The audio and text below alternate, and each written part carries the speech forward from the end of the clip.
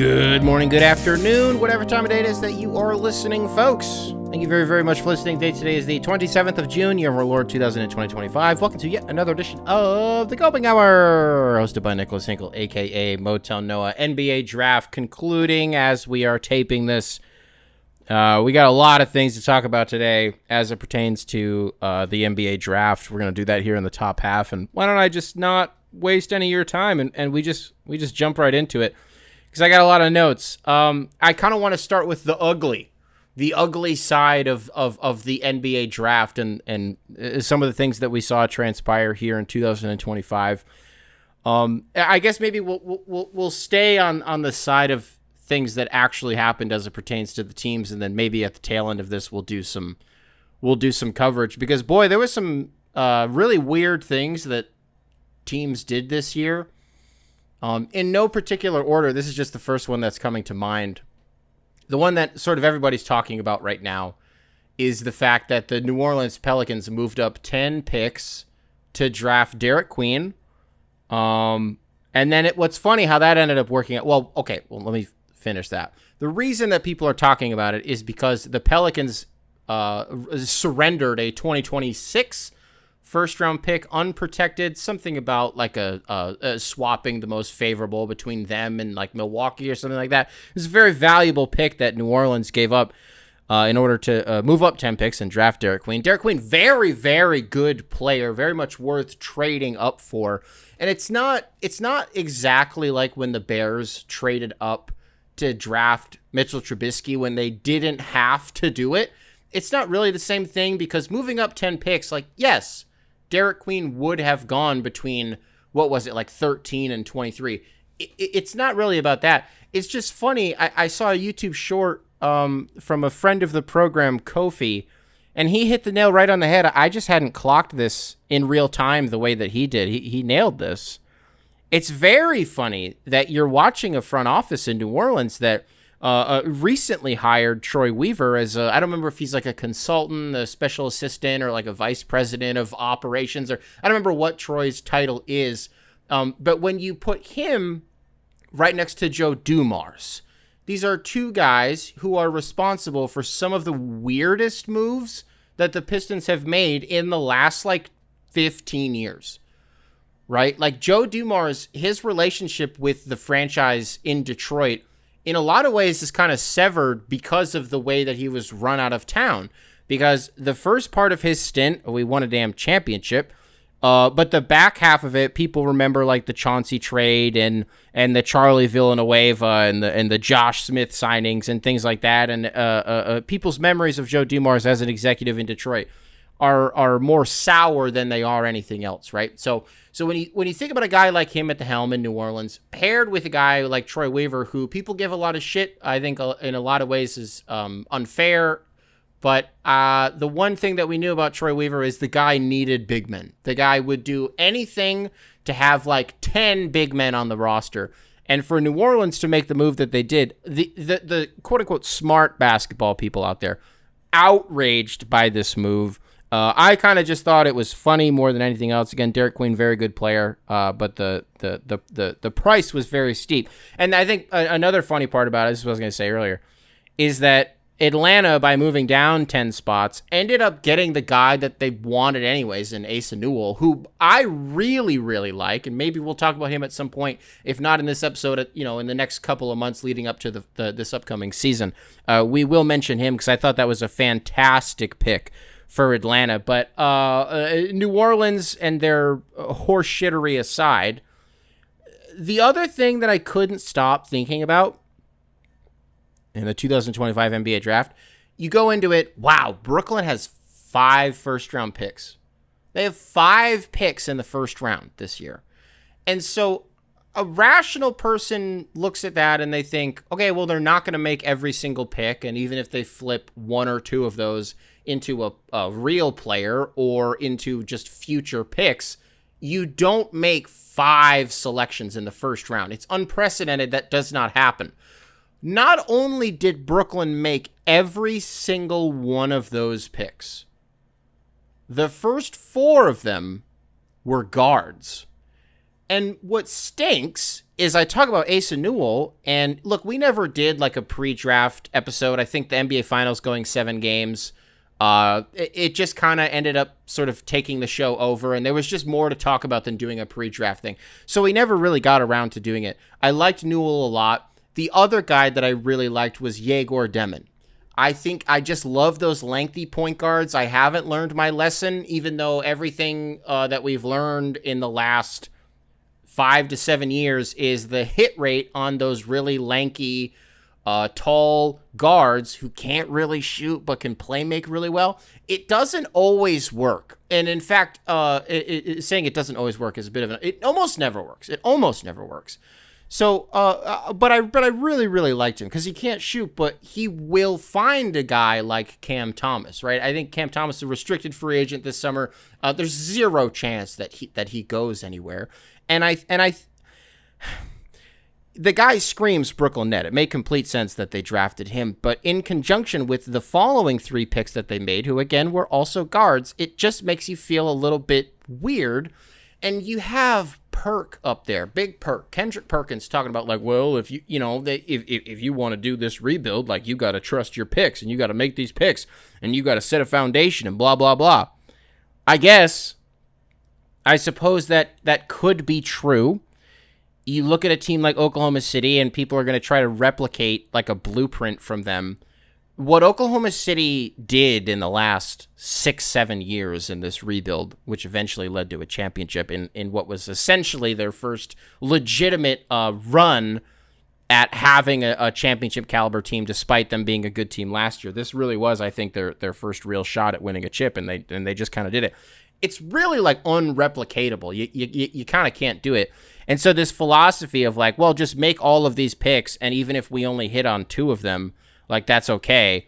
And it's like, well, if that's your philosophy, then why don't you just zero in? And I'm kind of like just making up a scenario here, right? But like if that is what you were thinking, why don't you just zero in on like 2 guys that you really, really like that actually make sense for your team? And then whatever's left over, you flip that again, either into a real player or into a guy, or into future draft picks, right? Like 3 first-round picks could get you, like, I mean, Desmond Bane went for 4, but, like, I don't know. I was going to say, you know what's funny? I was going to say could get you Cam Johnson. Well, he's already on the team, so you don't need to. It's not like Brooklyn's like, man, those 3 first-round picks could have got you Cam Johnson. But, like, something like that. I don't know. It was super bizarre. What else happened in this draft? Look, man.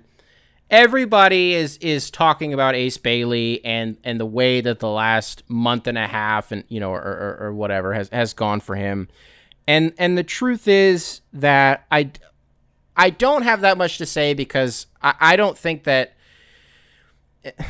I don't want to like commentate on something if I don't have anything new to present to the conversation, but. For those of you who maybe don't know, but there's no way you don't at this point, Ace Bailey out of Rutgers, for this entire season, was the consensus 3rd overall pick. I mean, maybe there was some debate here and there about, like, could he go 2nd over Dylan Harper, his teammate, but, like, it was 2 or it was 3, and pretty much everybody agreed that he was going to be the 3rd pick in the draft. And that he would go to Philadelphia once we knew where the lottery balls fell.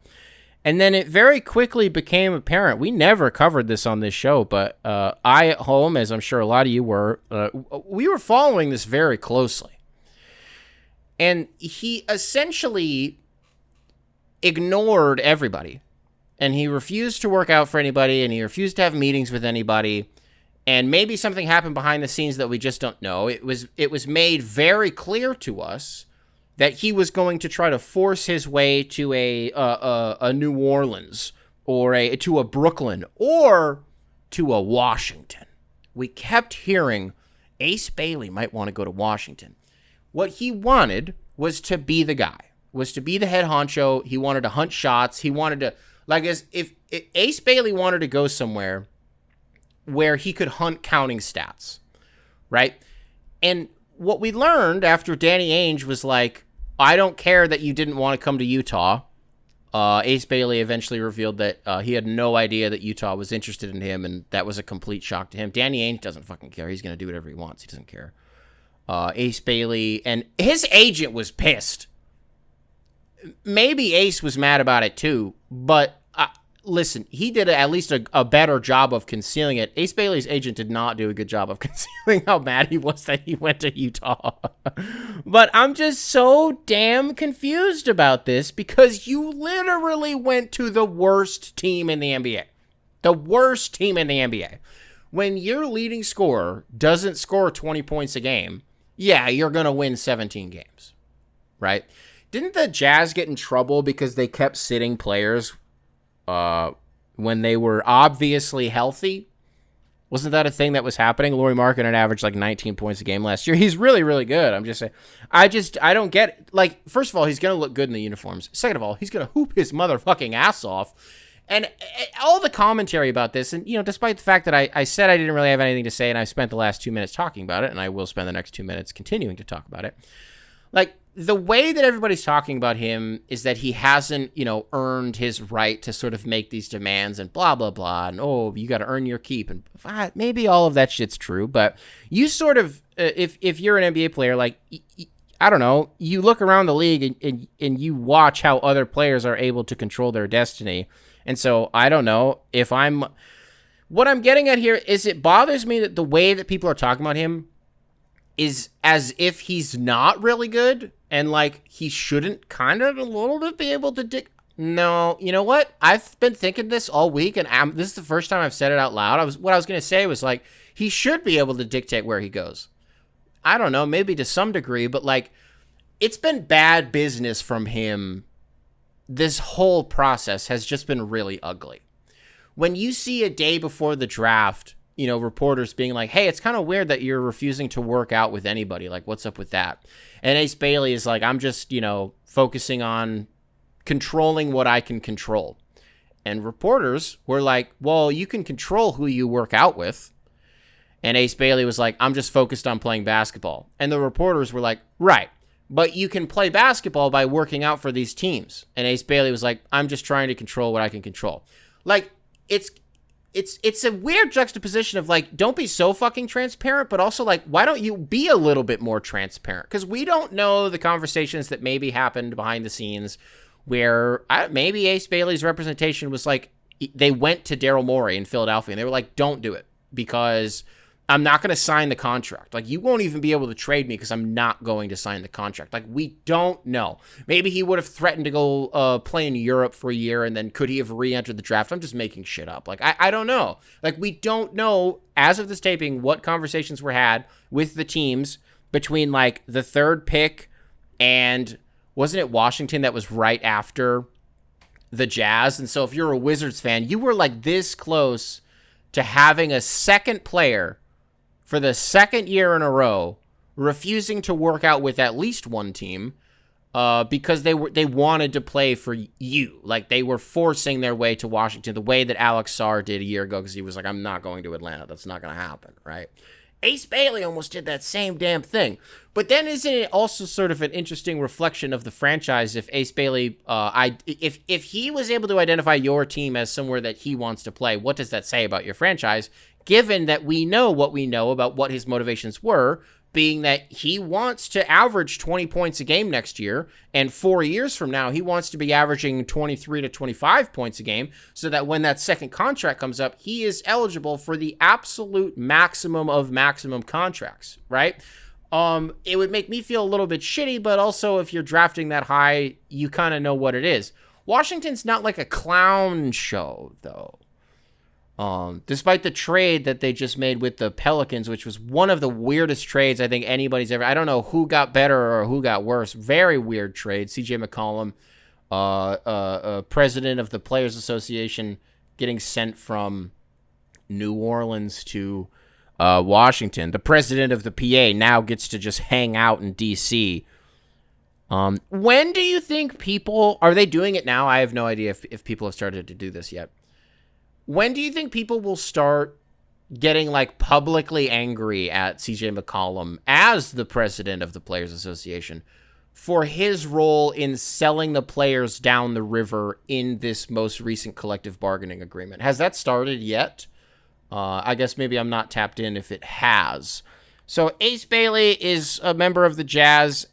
All of the things that he's said into a microphone indicate that he will be embracing this. And again, it would be impossible that he wouldn't, because that is probably the toughest shot maker that is in this draft class.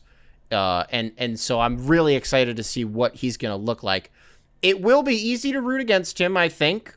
If you were following this saga, I did a bit of a shoddy job chronicling it here in the last 5 to 6 minutes. But if you're Washington, again, man, you're just so pissed. Trey Johnson's a good player, though, and I think Wizards fans will like him. I think Trey Johnson is kind of one of those guys that in the first quarter of a game next year, he's going to hit 4 threes. Like, he's a heat check guy. I think there's a real chance that you'll be 10 minutes into a first quarter of a Wizards game next year, and he's already heat checking. Like, he can heat up quick, and that dude really is a shooter. Excuse me, right? Like, he really is a scorer. So okay, so those were some sort of oddities from the, as far as the actual teams and players went. Listen. There were a lot of things about this presentation, the broadcast, that bothered me about the NBA draft this year. And I would like to just take a brief moment to talk to the lawyers who listen to this show, because I have a question. Now, in the past, I've asked the lawyers who listen to the show for help. I've extended an olive branch. And very personally, I've asked for help for me. The last time I did that, none of you were fucking helpful. Nobody wanted to help me. None of you wanted to take my case. You all thought that it would be problematic, or that there wasn't actually a good case for what I was trying to do. I'm not going to reopen the whole thing that I was asking for. Nobody was helpful, and so for like 2 weeks, I was really mad at all the lawyers that listened to the show. I have another question. All right? We'll let bygones be bygones, and you guys not taking my fucking Teespring case is, it's water under the bridge, okay? Why does ESPN own the exclusive broadcast rights to every single draft in the 4 major sports in America? Why? That seems weird. That doesn't seem cool. I'm an American. I live in America. I know the laws in America. Monopolies are illegal. Now, there are some loopholes, but what I do know is that, like, anti-competitive monopolies, super fucking illegal in the United States. So this is what I'm asking. Is this corporate law? Is that what this would technically be? We got any corporate lawyers out there? What I'm asking is, like, do we have a case here? Why does ESPN get to do this every single year? This coverage is not good. It's not good. They get to do the NBA, they do the NFL, they do the MLB, and they do the NHL. It really disturbs me when I see Kendrick Perkins on the first night of the draft talking about whatever bullshit. He does not need to be up there. Like, at least when the NFL does the draft, they have guys who are around the clock dedicated to doing this one thing, right? Whereas in the NBA, they just kind of have their cast of characters, and it's Malika Andrews, who's brilliant. I have nothing against Malika Andrews, and I think that she should be like the moderator for pretty much everything that they do. She's great, right? Bob Myers was checked the fuck out. Jay Billis, this is what he does. So this is, Jay Billis very much is like the Todd McShay, or like, I don't want to say the Mel Kiper, because I know a lot of people out there don't like Mel Kiper. But like, he is the analyst that you're looking for, because this is what Jay Billis does. So it's no shade to Jay Billis. Why is Stephen A up there, other than just the fact that he's Stephen A and he's like the premier voice of this league? There's no, like, Jonathan Givony deserves to be up there, right? This is what he does. Shams Charania, put him in fucking jail, prison. And Woj did the same thing. It's not just a Shams thing. If you're going to tip pics on social media, which is no longer a problem for me because I'm not on social media anymore outside of Reddit, but I don't get pics tipped for me on Reddit the same way that I would on Twitter.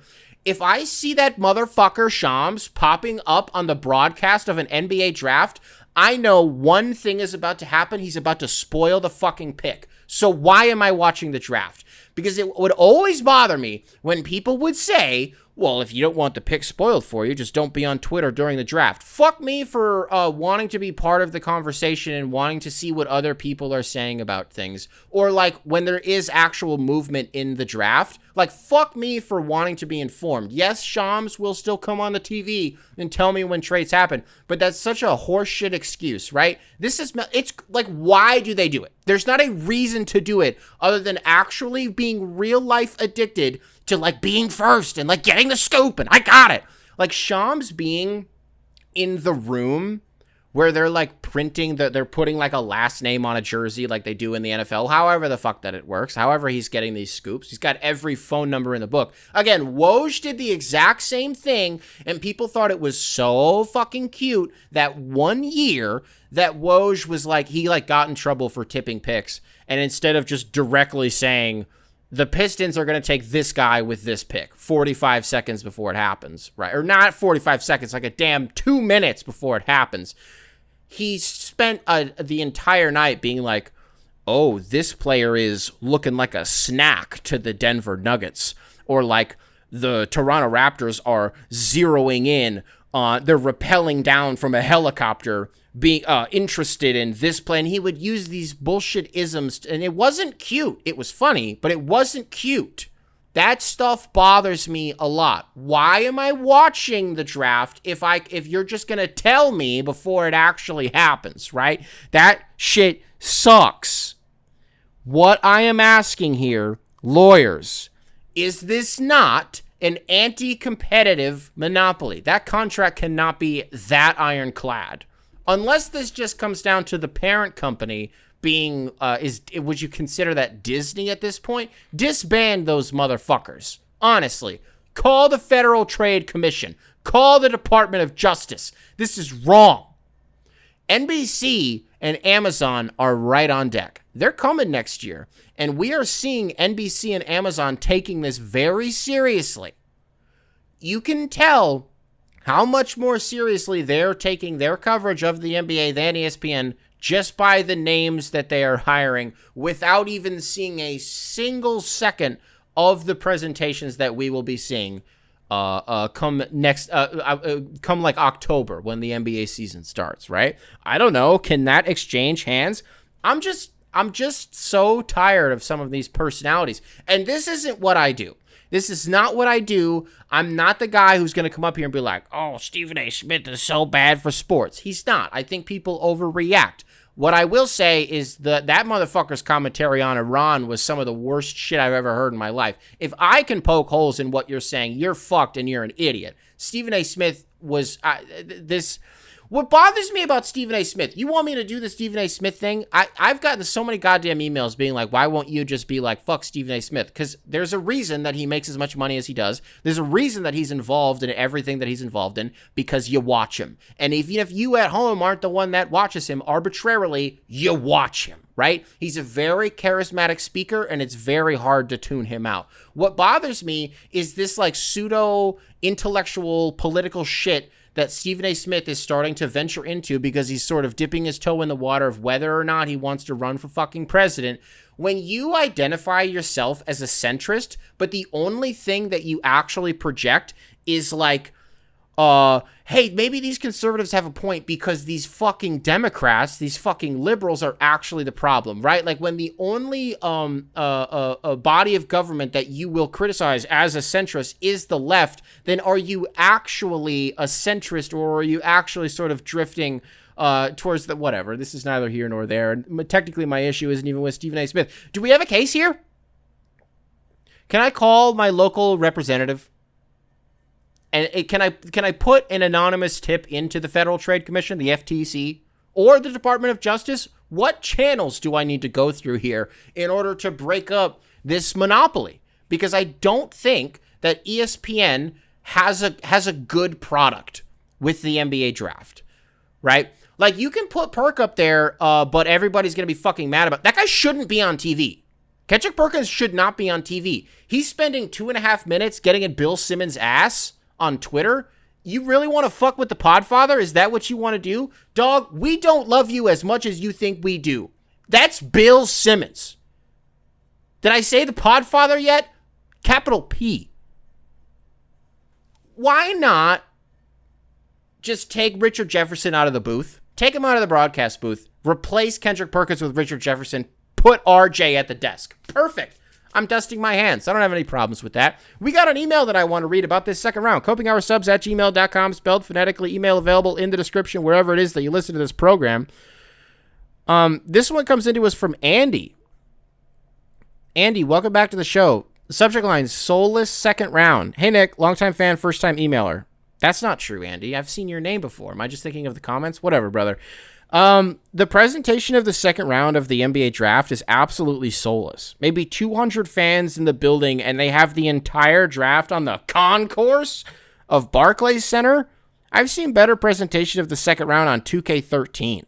For as much as the broadcast crew has hyped up this second round for the quality of players that come out of this round, the NBA and ESPN have absolutely produced a dud in terms of viewing quality. The broadcasters' voices echo in front of a small audience that rivals Wheel of Fortunes, which, no disrespect for Wheel of Fortune, but that appears every weeknight at 6:30. This is the fucking NBA draft we're talking about. You're telling me they have barely any of these 200 fans wearing their team's gear? There's one guy wearing a Heat jersey, and everybody else seems like they are a paid audience.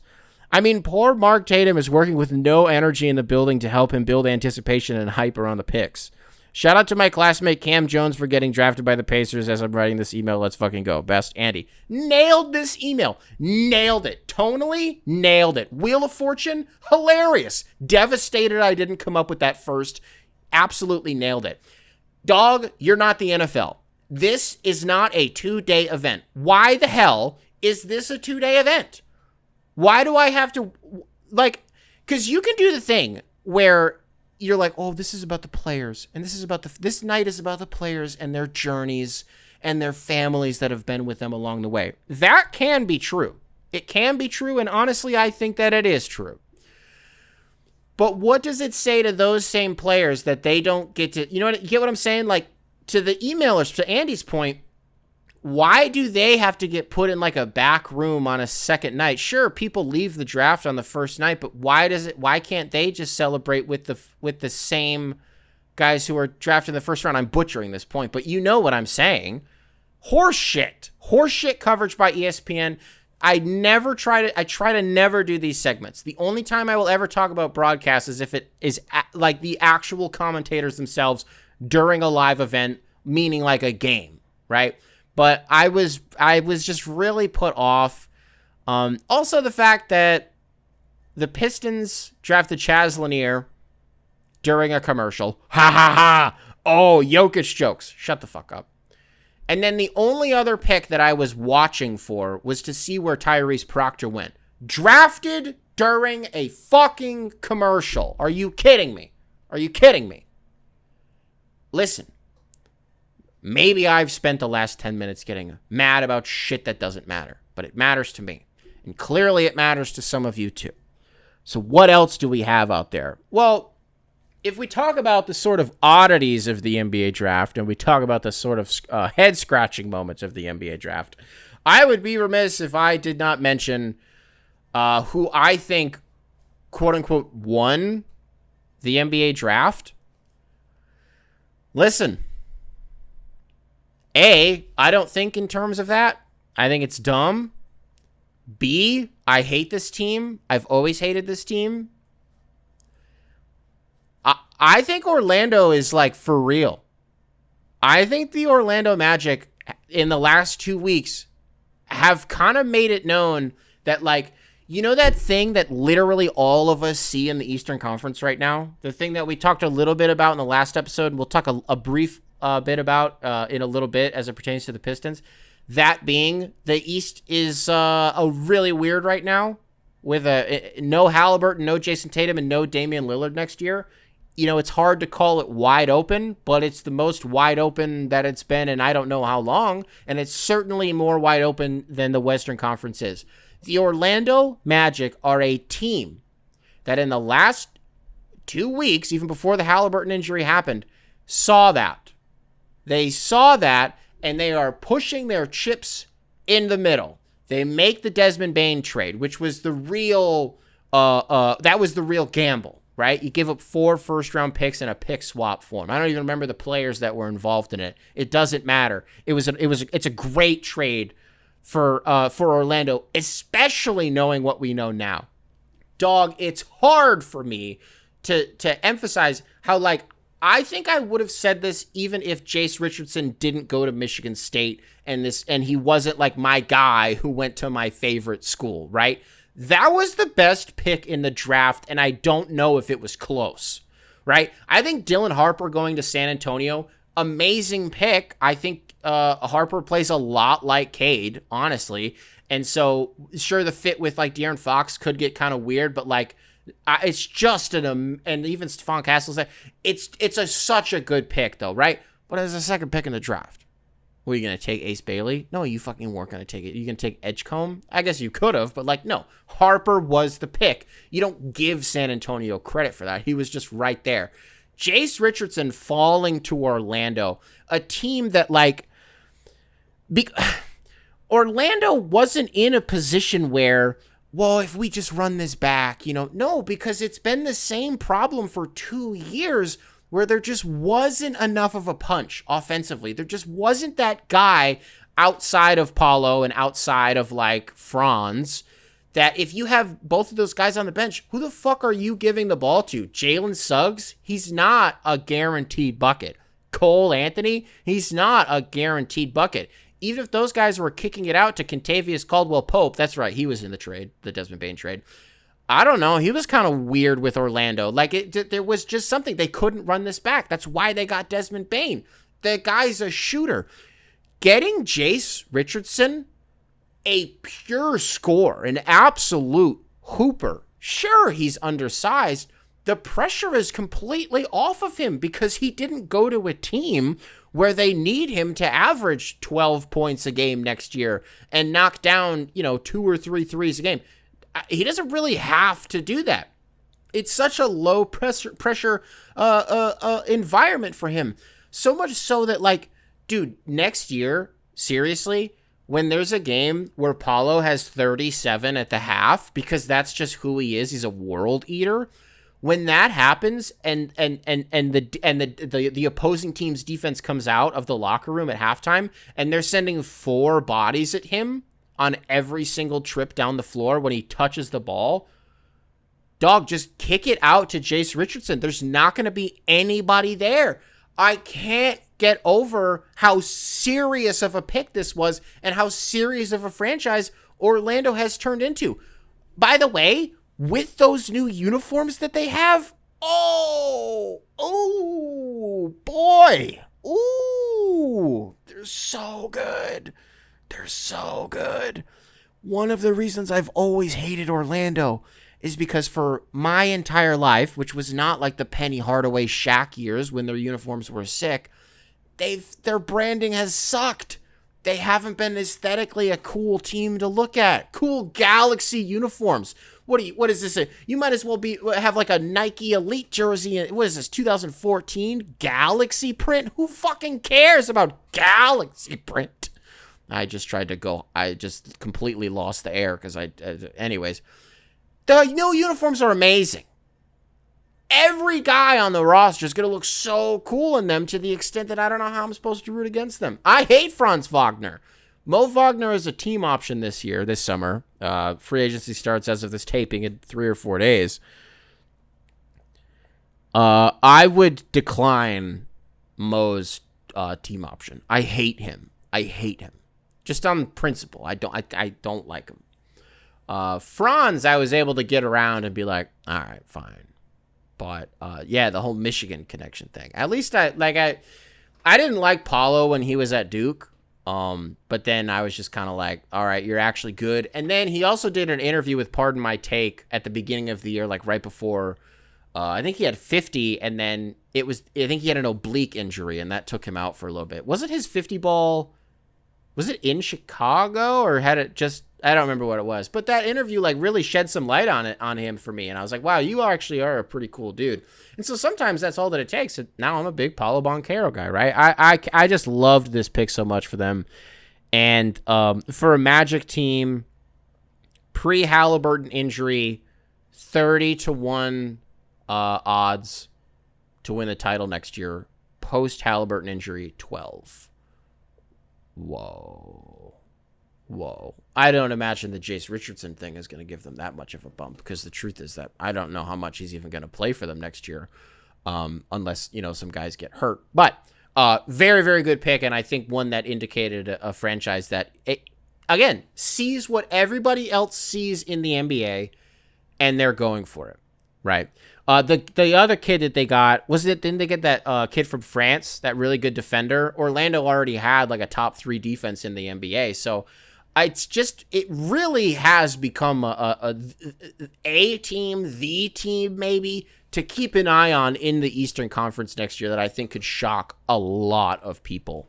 What else was there? Okay, so we learned some stuff, folks, about the Pistons, and I want to talk about them, and specifically some stuff that Trajan Langdon, general manager of the Pistons, spoke about in his pre-draft availability. Gave us a lot of interesting insights about what the philosophy was going to be going into the draft. That ended up materializing into, again, Chaz Lanier. Dynamite pick by the Pistons. I think maybe the outcome could have been if Broom from Auburn was on the board. I think Detroit might have gone with him just for the sake of getting size, even though he's a little bit undersized for his position. He's like 6'8" or 6'9". And then who's the kid from Creighton? I thought they might go after him too. Again, just a big dude. Both of them got taken off the board. After that, Trajan Langdon was like, I want best player available. Dog, that was Chaz Lanier, 100% out of Tennessee. Shooter. Capital S, bolded, italicized, underline. Like 8 attempts a game from deep last year. Shot like 40%. He was like a 40-40 shooter last year. And so it was interesting taking Chaz Lanier. It's interesting because is this a hashtag read the tea leaves moment if you're a Pistons fan, where you're like, okay, so we're looking at a guy like Dennis Schroeder, who Trajan said in his pre-draft availability that they had some conversations with Schroeder's representation. And he was just kind of like, yeah, agents are agents, and, they want what's best for their clients. And we've heard that Sacramento's interested, and we've heard that Dallas is interested. It makes complete sense for Dallas. I mean, they're going to be without Kyrie for a good chunk of next year. So that did make some sense. And so what does it tell you if you're a Pistons fan that they drafted a guard that can shoot the ball? Something that Trajan said that he wanted, a guard that could shoot the ball, something that they were looking at least. If it's not just that we might lose Dennis Schroeder, you also have to think about the fact that Trajan has been very vocal about trusting the young guys. And, they're in the gym and they're getting better, and we really want to run this back, and we want to see what we have here, right? I'm not trying to get too ahead of myself. We'll talk about that specific thing in just a second, running it back. But it's like, okay, so you trust Marcus Sasser then. So that's what this is. So you're like, if we lose Schroeder, it is what it is. We feel good about Marcus Sasser. Obviously, Jaden Ivey will be coming back in the starting lineup. And so I just wonder if this is sort of indication of what's going to happen in free agency with Detroit, and that Schroeder is going to go somebody else. And that stinks, honestly. But, okay, you'll bring back Beasley, and you'll probably bring back Hardaway. Right? Probably going to bring back Hardaway. You're definitely bringing back Beasley, though. Okay, so the running it back thing. This has been sort of has been causing some divisiveness in Pistons land. Trajan Langdon made it pretty clear that he feels comfortable with the Pistons making some very minor tweaks and just improving where they need to improve, but they don't want to, make any big swings. Every GM in the NBA has a phrase or like a word that they really like to go back to. With Trajan Langdon, that word has become optionality. He really, really leaned on that word during that pre-draft availability. He did optionality. And the sentiment that he passed along was, look, we like how we finished last season. He was asked point blank, the thing that we've talked about in this episode, we talked about in the last episode, everybody's talking about right now, the very large elephant in the room that is the Eastern Conference and the arms race that we are in the middle of. Who's going to take those big swings and to go take the East when it is potentially the most gettable that it has ever been and that it will be for the next, maybe ever. This is the year, if you want to take a big swing, this is the year to do it. Trajan Langdon's not so sure. And look, dude, I know that as it pertains to the whole Devin Booker coming to Detroit thing, I like to think in a lot of ways that I have been a narrative orchestrator for the last, between this show and the Bunning Cardigan show, the last 3 years since Ishbia bought the team, right? Like the seeds have been planted and I've been talking about it. It was like 2 months ago that I uploaded a video on the Motown Noah YouTube channel where I was like, hey, it's going to happen, by the way. Like the stars have officially aligned and it's going to happen. Listen, in the last month, I've backtracked on that. I don't think it's going to happen and I don't think that it should. I think Trajan's right. I just think he's right. Because you can look at a team like Oklahoma City, like we talked about earlier, and be like, oh, well, we just got to replicate what Oklahoma City did. You can't, you won't, and no one will. But you can look at a team like Indiana. They just, you know what I mean? That's a team that just drafted really well. They made a really savvy trade in the Halliburton for Sabonis swap. Eventually they did, which I wouldn't even call that like a big swing. That was more of a shakeup than anything else, to kind of like just create almost a new foundation. The big swing that Indiana ended up taking was the Pascal Siakam trade. Like, what was that, a year and a half ago? So eventually maybe that'll materialize. But for the most part, like when you look at Indiana a year ago versus Indiana this year, they were in the Eastern Conference Finals a year ago, and what was their response? They were like, hey, what if we didn't fucking do anything and we just kept this team? What if we just did that? And they went to the NBA Finals, they took it to 7 games, and barring a ruptured Achilles from Tyrese Halliburton, they may have won the championship. That might have happened. It didn't, but it could have. So, like, I don't know. I don't feel that uncomfortable just kind of seeing what we have. It's really difficult if you're Trajan Langdon, you're going to be spending October to February collecting data, seeing what you have. And I wouldn't be surprised if by January, by December, is maybe when we start to hear something, if something is like maybe looking a little bit weird. But I don't think it's that, I don't want to say problematic, but I can't really blame him for just trusting this team and saying, we want to keep optionality open. We just spent the last 5 years as a franchise not being able to move any future first-round picks because of one trade that we made, getting Isaiah Stewart in the 2020 NBA draft. Now, luckily that pick worked, and luckily that didn't end up being for nothing because he is, out of the 4 guys that we drafted that year, he's literally the only one that's still here. Between Killian Hayes, Sadiq Bey, who just got dealt to New Orleans in that the aforementioned CJ McCollum deal, and Saban Lee was also in there. Isaiah Stewart, only one out of that class that's still here, right? So the trade did work, but we spent 5 years not really being able to do anything and not having optionality. I just wonder if Trajan looks at, like, I don't know, isn't Clint Capella unrestricted this year? Is it somebody like him? Do they look at a guy like Fontecchio and they say, it worked when the team sucked, but then when the team was good, it just kind of didn't, and maybe there's a Fontecchio upgrade. I don't think they should, get rid of him, but you're probably going to want an upgrade, right? And so anything that Detroit is about to do, it sounds like it will be on the margins.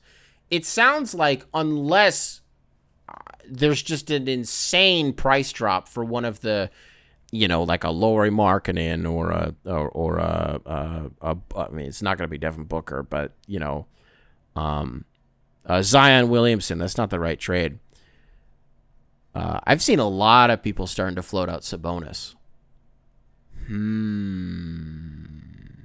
Sabonis in Detroit? Love it. Except, I don't want to give anything up for him. Does that make sense? It's just one of those guys that I don't know how to describe. I don't know how to explain this without making it seem like I'm undervaluing him. I really genuinely believe that I'm like one of the people who has just always believed in Sabonis and has never been like empty numbers, because I don't think that's real. Oh, I forgot Jordan Poole went to. Speaking of empty numbers, I said empty numbers, and my brain went to Jordan Poole. I forgot he was involved in the aforementioned CJ McCollum trade. At this point, we're too far past it. I'm not going to do my spiel on it. So damn funny. Couldn't have happened to a worse person, and I'm just so thankful that it did. So happy for Jordan Poole that he gets to play for the second worst franchise in sports, or rather in the NBA at least. I don't know, man. It's hard if you're a Pistons fan that you've kind of been waiting for like ever, like for a while, for them to make a big splash. Like how many years was it that we kept hearing next offseason when the Pistons have more cap, then they'll do something. We kept hearing it and it just kind of never happened. And then that ended up materializing into like Tobias Harris and Tim Hardaway Jr. And you're like, what the fuck? Like, what is this? And turns out that ended up working, right? That's worked out very, very well. But we were all just like starved for like the Woj bomb or like the Shams notification. You know what I mean? Something like that. And it just never happened. And so there's always going to be that part of you, even if it's 5%. That's kind of like, I don't know, it would be cool if I woke up and my head got blown off because we made this insane trade for this insane player. But like, I just, I'm cool with it. Like, I really am. I've punted on the Devin Booker thing. It's not ready yet. Maybe it never will be. That's not. I don't believe that. I don't believe that it never will be. I was early though. I don't think it's gonna happen yet. I got too excited. I put the cart in front of the horse. I led him to water. I taught him how to fish. Devin Booker's not coming to Detroit this summer, and it doesn't sound like anybody that interesting is. Santi Aldama. It's a name people have floated out there. Saw some people talking about Brogdon. No. If this was a couple years ago, I would have been all over it. But I like Brogdon. But has he been playing games? I know that was always a thing with him. Has he been playing more games in the last couple of years? I haven't paid attention to that. Yeah. Okay. copinghoursubs@gmail.com, spelled phonetically. Email available in the description, wherever it is that you listen to this program. Folks, we've been neglecting the emails for about 2 episodes now. There's just been a lot going on. And I've just had a lot to talk about, and so they've just kind of piled up in the background. We have been getting, from our 11-year-old correspondent, Lev, very admirable by him. Instead of sending in an email or two and then I don't read it, instead of just like writing a new email that I might read, Lev just keeps bumping his own emails. Like over and over and over again. And I feel I just have to pick one of them to read. All right. And I think this is the one. This is what is on, again, 11-year-old field reporter, younger brother of Akiva. Actually, here's a very, very brief story between these two brothers. So I guess Akiva, the older brother, he just graduated high school. Their mom sent me an email for like a digital, like a congratulations like board. You get to put a little message in like, oh, congratulations. So I filled that out. Akiva, I hope you saw my message on there. I saw all your family members congratulating you on your. I felt really out of place being there. That like it's such a sincere messages, being like, oh, and like mentioning other people in your family that I don't know who they are. But I read all of the messages. It was very, very touching to see how loved Akiva is. And then there's just a fucking podcaster at the bottom of it being like, congratulations, brother. This is awesome. And so I don't know. I didn't really feel like I was supposed to be there, but their mom sent it to me. And so I felt like it was the right thing to do. And so I hope Akiva saw that and I hope he appreciated it. But this is coming from Lev, the younger brother. Let's read the email. The subject line is, Desmond Bain is an FBI agent.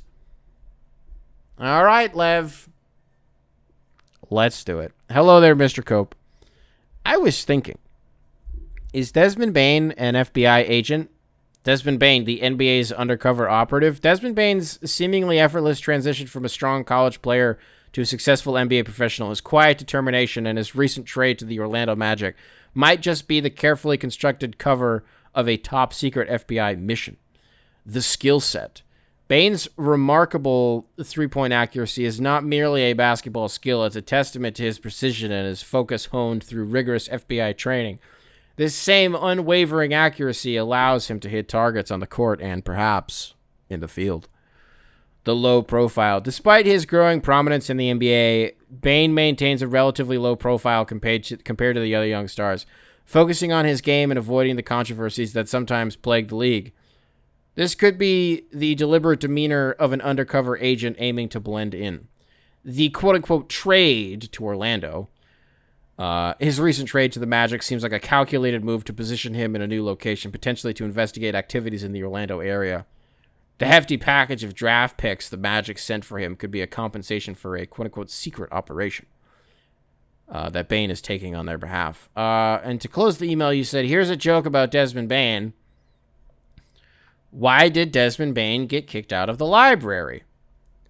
Because he kept yelling swish every time he read a good book.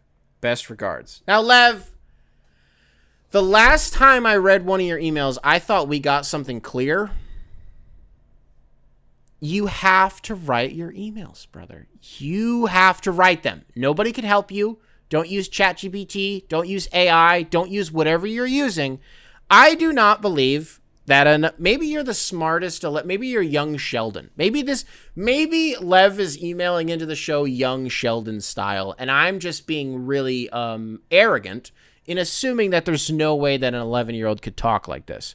But an 11-year-old is not saying this same unwavering accuracy allows him to hit his targets on the court and perhaps in the field. This could be the deliberate demeanor of you have never in your life used those two words in succession outside of this email. Deliberate demeanor. No way. No way. If I asked an 11-year-old to spell deliberate demeanor, no shot. No shot. Lev, I remember what your emails looked like when you first started emailing into the show. They read like a 10-year-old wrote them, because at the time, you were 10. So if I cross-reference these emails, Lev, this is this is a yellow card. This is your yellow, okay?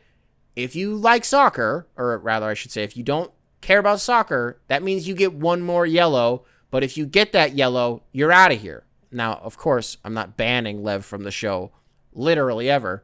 You gotta write your emails, Lev. What's going on at school?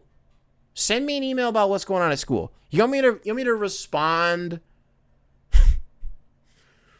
to, okay, Desmond Bain's an FBI agent. Okay. All right. You want me to riff about this? Maybe there's somebody in Desmond Bain's lineage who killed Martin Luther King Jr. because the FBI killed Martin Luther King Jr. Maybe it's something like that. Perhaps. Is that what were you trying to bait me into saying that Desmond Bain's ancestors killed Martin Luther King Jr. in Memphis? It was on a hotel balcony, right? That's what it was. Talk about something that you just... How about you at school, at home? Did you really learn about that in school very much? We learned about Martin Luther King. We didn't really talk about like how he died, other than the fact that he did and that he was assassinated. But they didn't really, you know what I mean? That was not really part of my education. What would he be doing in Orlando? Okay, Desmond Bain running covert ops for some three-lettered intelligence agency in Florida. Why would he be doing that? Well, let's try to think. What's something bad that's happened in Florida that would require the FBI's attention? There was the nightclub shooting. It was the gay nightclub Pulse a couple of years ago. It was a while ago. I think the guy who did that did it in the name of ISIS. Here's something weird about ISIS. I was just talking to Maddie about this. You want to know something weird about ISIS? If you look at their flag, it's written by somebody who doesn't speak Arabic. Arabic is like, okay, so English and a lot of languages is left to right. When you read a book, you read anything, you write anything, it's left to right. Arabic is right to left. And I've tried so hard. I don't understand we'll talk about Arabic later. But the ISIS flag is clearly written, and it's interesting because this is I think part of like the indoctrination is like, people in America, they don't speak Arabic. Most people don't, you know what I mean? So like they just see the flag and they're like, ah! But if you know, then it's like so on the nose that this was like evolution of like you talk about covert operations. I don't know. It's weird. You get in the weeds with that. You want to get in the weeds here? How in the weeds do you want to get here? We got sick and twisted and nasty in the last episode. Like real, not like conspiracy shit, but like I think that's what we're going to do here. If I asked you Americans, thank you for the email, Lev. You got the gears spinning for me, so I guess maybe you got what you wanted here. Hope you're having a good summer, brother. Here's let's get sick, twisted, and nasty conspiracy style. Hey, Americans. What's the last mass casualty event that you can think of off the top of your head involving guns? Now, it might not be that long ago that it happened, just, by way of being in America. But the answer that I'm fishing for here is the Las Vegas shooting that happened on October 1st, like 2000, Jesus. Was that 18 or 19 maybe? Isn't it a little weird that that is never talked about literally ever? Ever. So one guy broke out the window of a hotel and shot diagonally from like the 35th floor of the Mandalay Bay Hotel in his little penthouse. Had an entire arsenal, like a military arsenal, that ABC did a feature on shortly thereafter, where they chronicled how he smuggled all of these weapons up into his room. So you're telling me that guy from the Crow's Nest killed like 60 people and hit headshots from up there by himself, and then after like 20 minutes got bored and shot himself? That guy could have kept shooting for 2 days and it wouldn't have been a problem. Listen, I'm not a firearms expert, but this whole like he had a bump stock. Really? He did? Why were there helicopters there? Why are there helicopters above this music festival, above Mandalay Bay, that turned off their transponders and then after the shooting stopped, turned them back on? What was that all about? Why are there families who have revealed autopsies that reveal that bullets came like straight through their loved ones' heads, like from straight down? Why? That doesn't make any sense. What happened there? Something did. And I think it's very strange that one of, if not the, it's impossible to know. Just, again, by way of being an American, this is just what happens. This is just what tragedies are to us. It's just mass shootings. And so the numbers of, how many people died, is it the largest, a mass casualty event in terms of a mass shooting that we've had in America? I'm pretty sure it is. If not, it's up there. It's a little weird to me that just kind of left the, And we've done the Trump thing before about how that we don't know anything about that kid. We don't know anything about Stephen Paddock. We don't know anything about him, except that, like, there were women in the room with him. The real sick, twisted, nasty shit is, like, people have hypothesized that Mohammed bin Salman was in the hotel gambling, and that Stephen Paddock was, like, a trafficker, like he was an arms dealer who may have had some ties to, like, Mossad and, like, Epstein. And then I'm like, that's where I'm like, you're getting sensationalist as fuck, and you're just, like, connecting dots for the sake of connecting dots. Mohammed bin Salman was just, like, there, and people have wondered if it's such a spider web, but I just think it's weird that, you know, dozens of people are killed at a music festival in Las Vegas, and, like, those families don't really have any closure other than, like, I guess this guy just went nuts again for like 20 minutes. He spent the entire week smuggling these weapons up into his room just to get bored and shoot himself. Okay. copinghoursubs@gmail.com, spelled phonetically, email available in the description, wherever it is that you listen to this program. Ruan, it's Irish name. Is it like Django? The D is silent. Ruadhan. It's like Django. The D is silent, hillbilly. Irish name. I believe that's Ruan. I apologize. I think we've done this before. I apologize if I'm wrong. Subject line, absorbing culture without social media. Greetings, Mr. Town. Long time, fourth time. On your show, you put a particular emphasis on the observation of culture, how it affects our perception of the world, the way we gather around certain things and are divided on others, and how we collectively come to certain conclusions or not. Culture can be art, it can be fashion, it can be sports, it can be politics. Culture in many ways is the chronicling of the human experience. It reflects our species as a whole. I don't need to explain to you how our culture shifts to and is henceforth influenced by the medium of time. About 2 years ago, I decided that I would delete TikTok for 40 days, the duration of Lent. I felt this decision was so worthwhile that I decided to not reinstall it afterwards. This then resulted in me getting rid of both Twitter and Instagram in the ensuing months, a complete cleanse. And then, in the last few weeks, I deleted YouTube, my last remaining social media, although I do still use it occasionally on my laptop. I felt that this decision was me finally cutting off all ties with the slop and uselessness that was social media. But I have come to question that if by cutting those ties, have I cut myself off from the pulse of society, of culture. A fear of mine is being out of touch, being unaware, ignorant. I do still consume news through news apps, but news is not a complete view of the culture at the time. It is a reporting of current events.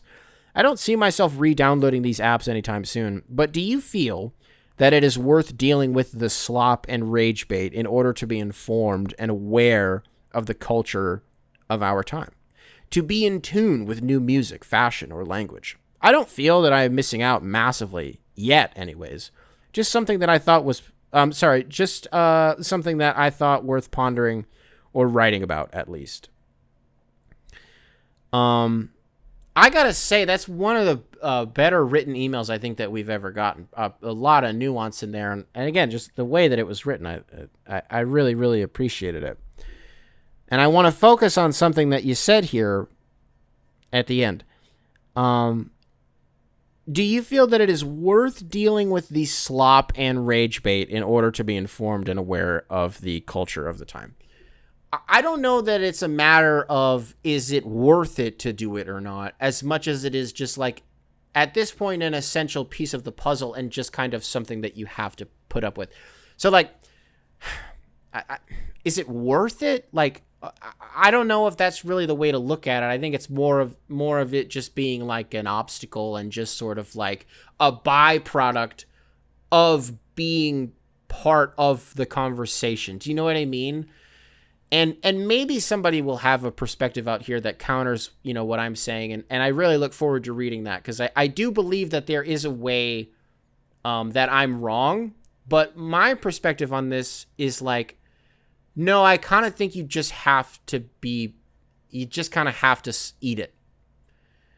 You know, maybe I say that because I am just comfortable doing it and because I am a comment section ass bitch. And, you know, those same people that you're talking about that you're trying to avoid are the people that in a lot of ways I seek out. And I think what's tough is, you know, you can be on social media nowadays, and in some ways it can be difficult to discern like who is a bot and who is not. And I think people... My thing with, like, bot farms is that, like, it's not uninteresting to me. And it's not like I don't want to interact with them. Because I kind of do. Because it's, like, sure, it's, like, not a... you're going to be like, oh, it's not a real person. Like, people don't really think that thing. It's like, yeah. But there's a reason that somebody's, you know, botting hundreds of accounts to all, you know, contribute to the same narrative, to all say the same thing. There's a reason for that. And so if, you know, for whatever reason, you are able to identify, oh, this account is a bot. Wow, this account is a bot too. And they're all kind of saying the same thing. You just have to think to yourself, like, okay, so where would this be coming from then? You know what I mean? And sure, it's frustrating because we're going to argue with a fucking robot. No. But I don't know.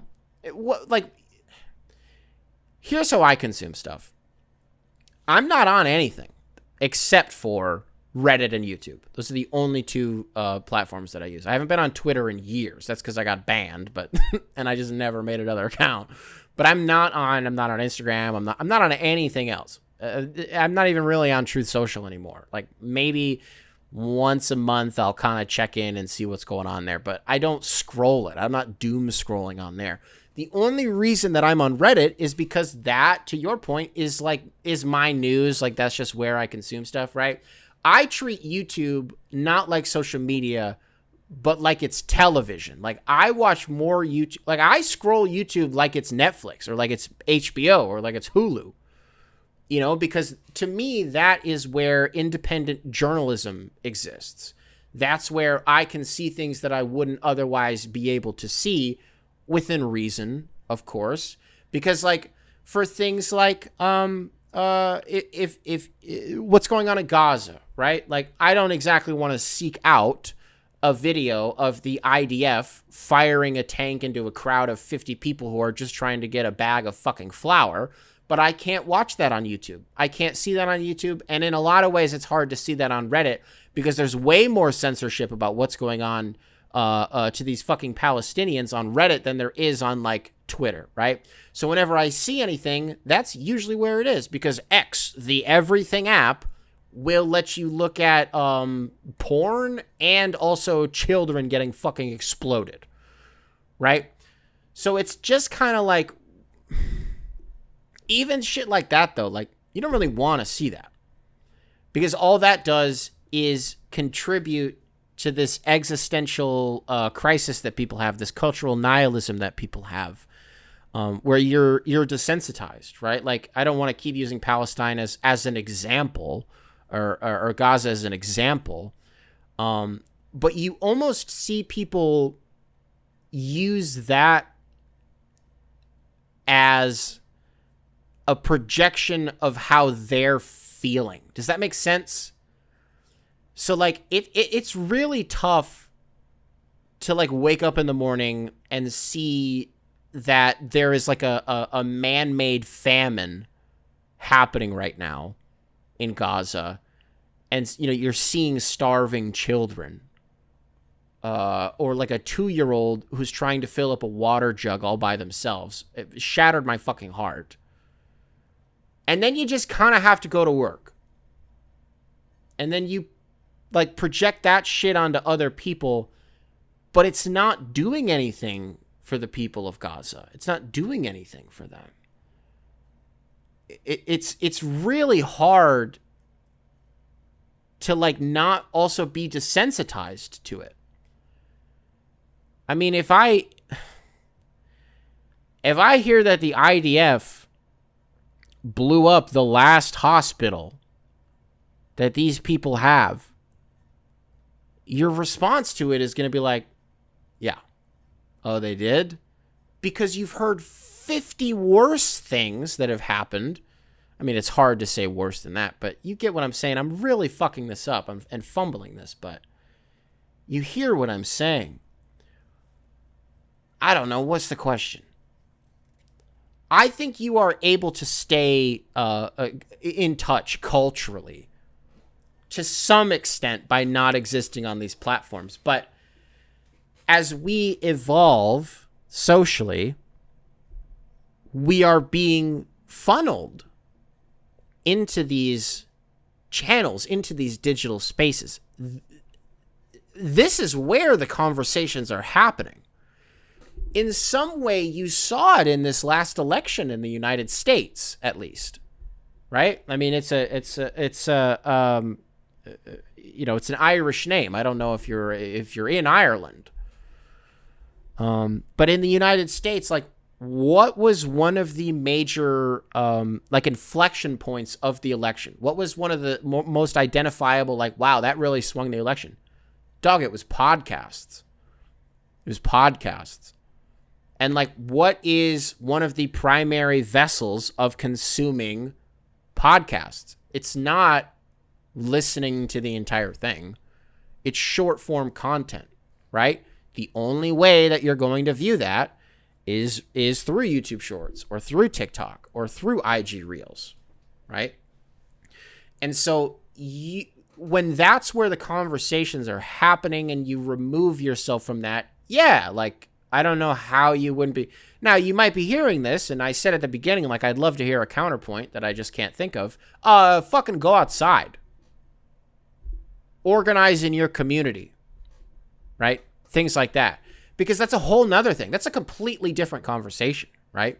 You talk about people, like, one of my biggest issues with a streamer like Hassan Piker is I felt for a good amount of time, maybe like 2020 or 2021, like I was making a difference because I was watching political streamers, right? Dog, you're not doing communism because you watched a Twitch stream for 45 minutes. You're not doing anything for your immediate community, right?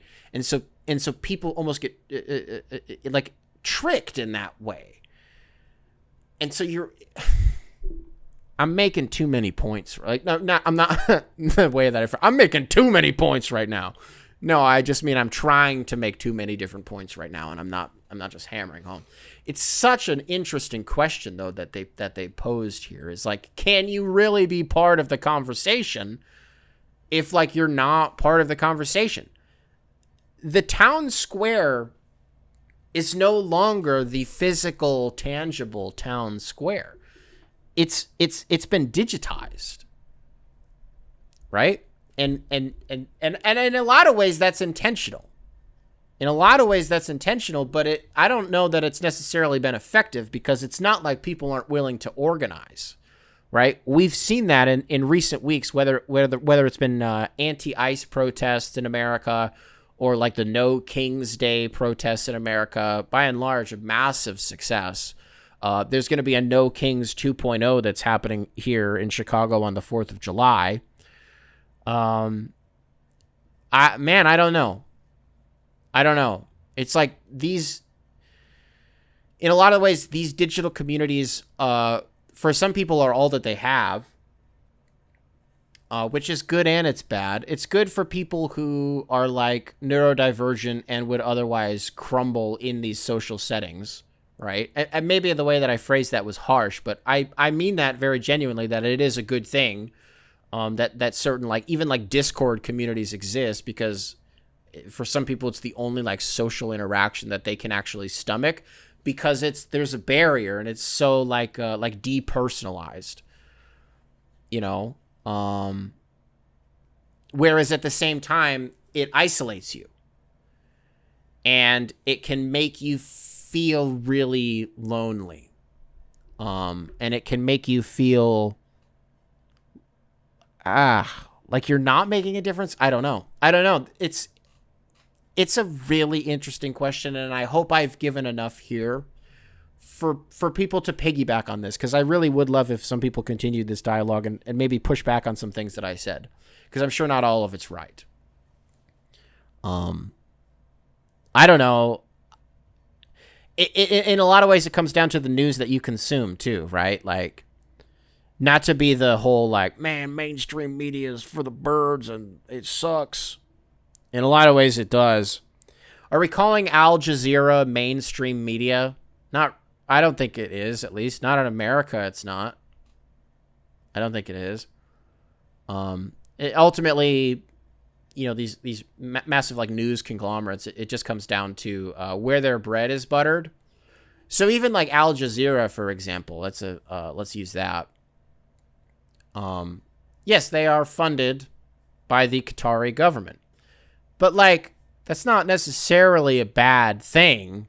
It just means like when you know something like that, and again, where these networks get their bread buttered. You're able to look at it through maybe a different lens, and where certain biases will come through. I think even watching anti-Western news networks is important because even if it's propaganda, it's important to know what the propaganda is, right? It's the same reason that I think it's important for at least me to be on Truth Social. No, I don't think anybody else should just sign up for Truth Social, but the reason that I like to do it, I've said this all the time, is because how am I supposed to know how to combat what you're saying if I don't know what you're saying? You want me to plug my ears and put my head in the sand, la, la, la, la, la, I can't hear you. You're a fucking fascist. Oh, you're fucking, enter buzzword here. Well, I can't say those things earnestly unless I know for a fact that you're saying things that are indicative of a fascistic type character, right? What else do I got for you guys today? Any other emails that I wanted to read? Maybe one or two. I think there was. We got one. Oh, we got one that was like, highlighting that Jalen Williams, J-Dub loves Shirley Temples. Hell yeah, brother. Nice. We got one from Jabal, frequent email into the show. Is grown-ups just Friday for white people? Whoa. I chewed on that. First of all, I laughed really hard when I read that the first time. I chewed on it for like 15 minutes, though. I don't think it is. So, for those of you who don't know, Grown Ups, it's a movie that came out, was it like 2014 that movie came out? Maybe 13? Like Adam Sandler, David Spade, Chris Rock. I hated that movie. I really didn't like that movie. I just didn't think it was funny. But it was a cultural success. So I'm not going to lie and say that nobody liked that movie. No, it is very much a movie that people liked. But I don't think it's the same as Friday. So Friday wasn't Ricky, right? Friday was Boys in the Hood. And I remember when I saw Boys in the Hood like 10 years ago. I've only ever seen that movie once, but it was like 10 years ago. I knew Ricky died going into Boys in the Hood. And it still got me when it happened. I was like, damn, that really did suck. What is Friday for white people? Probably like, is it Dude, Where's My Car? That's off the top of my head. I domed that one. That might be good. Actually, that might be it. Because I was thinking maybe it's like Old School or like one of those. It's not like Anchorman. Anchorman transcends race. I'm trying to think of a movie. Well, but Friday transcends race. Just because I'm not black doesn't mean I don't think Friday's funny. Friday's a very, very funny movie. Sure, maybe some of it's like not like relatable or like my lived experience, but that doesn't mean that I can't like understand what's going on. They're not speaking in fucking hieroglyphics, I'm gonna say Dude, Where's My Car is I think that's a really good pick. Is Friday for white people. What's Boys in the Hood for white people? I don't know. Like, it's not Wolf of Wall Street. Wolf of Wall Street's another movie that anybody. That's just good family fun for everybody. Families over 18, of course. The first time I watched Wolf of Wall Street, I pirated it. It was like movie.4K. This was like 2014, I think. So this was like when like pirating movies was really starting to hit its stride. Like on the internet, at least. We weren't really like burning CDs as much anymore. We were just like, oh, we can just use the internet for this shit. Hell yeah. It was way more accessible. I'm not saying then now. I'm just saying it really started to get up there. Boys in the Hood for white people. That's the Spotify question. How about that? Spotify. What is what's I don't really know. I don't really know what it would be. What else do I got for you guys today? I'm really kind of losing steam here at the end of the show. Alrighty, folks. If you are listening to this on Spotify, I love you guys.